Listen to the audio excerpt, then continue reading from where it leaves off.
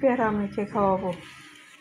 কোনো সময় খাইছেন কিনা জানি না, এভাবে পেয়ারা খেলে আপনারা প্রতিদিন খেতে ইচ্ছে করবে। দেখবেন আমি কেমনে পেয়ারা মাখাই। এই যে শুকনো মরিচ ভেজে নিয়েছি, তারপরে আমি এই যে এগুলো তেঁতুল দিয়ে আর দিব লবণ।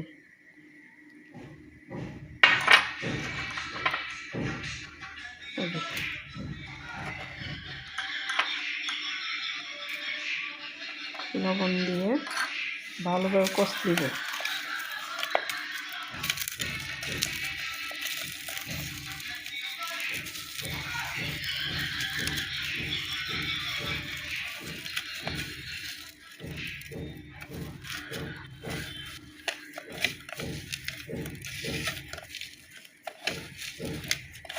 ভালোভাবে কষিয়ে নিতে হবে। তেঁতুলের টকটা উঠে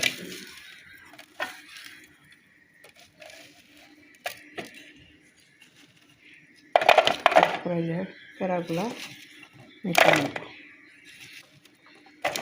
দেখবেন খেতে অনেক মজা হয়। এভাবে কষিয়ে নেবেন। আপনাদের সাথে একটু তেঁতুল দিলে, পেয়ারা মাখাইলে তেঁতুল শুকনো মরিচ একটু পুড়ে নেবেন বা তেলে নেবেন, আর তেঁতুল সাথে দেবেন, দিয়ে সারে ফেলে দেখবেন সেরকম মজা হয়।